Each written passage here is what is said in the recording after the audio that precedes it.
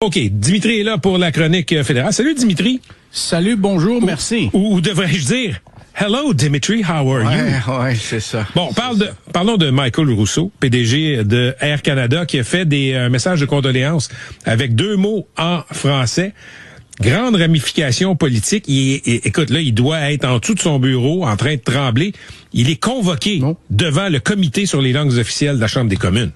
Non, je pense pas qu'il est en dessous de son bureau en train de trembler. Je pense qu'ils sont en contre-colis pour être honnête avec toi. Okay. Écoute, ça fait 20 ans que M. Rousseau vit au Québec. Son épouse est francophone. Il est PDG d'une entreprise qui est assujettie à la loi sur les langues officielles. Il a pris plus de 400 heures de tutorat pour apprendre le français. Mais il nous l'avait dit, Patrick, il y a 5 ans, à son discours à la Chambre de commerce de Montréal métropolitain. Je ne sais pas pourquoi nous n'avons pas écouté. Il nous l'a dit clairement. Ça fait 20 ans qu'il vit au Québec, puis ça fonctionne très bien pour lui. Il était très content de dire ça, qu'on peut vivre en anglais au Québec. Pas juste vivre en anglais, parce que oui, on peut vivre en anglais au Québec, mais lui, il peut vivre au Québec sans parler le français. Donc, oui, comité parlementaire, ils vont lui poser des questions, il va répondre en anglais, mais il n'y a jamais une conséquence. Jamais de conséquence. Est-ce que le gouvernement fédéral pourrait dire le PDG d'Air Canada doit être bilingue, doit avoir un français fonctionnel? Est-ce que c'est dans l'arsenal législatif réglementaire d'Ottawa?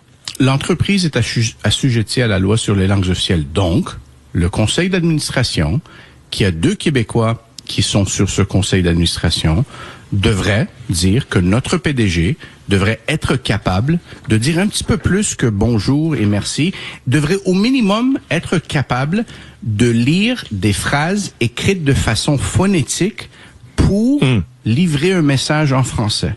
La barre est très basse. Et présentement, ce gars-là, il est payé 12 millions de dollars par année.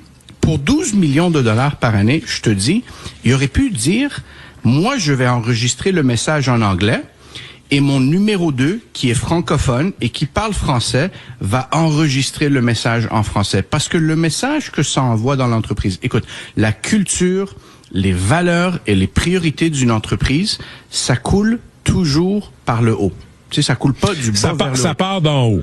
Ça part d'en haut. Donc, l'agent de bord reçoit le message que quand moi, Dimitri Soudas ou quiconque dit « Est-ce que je pourrais, s'il vous plaît, avoir un verre d'eau? » de dire « Absolutely, I'll come back in 2 minutes. » C'est une question de culture. Et tu sais, Air Canada, c'est l'entreprise qui reçoit le plus de plaintes en ce qui concerne la mise en œuvre de la loi sur les langues officielles.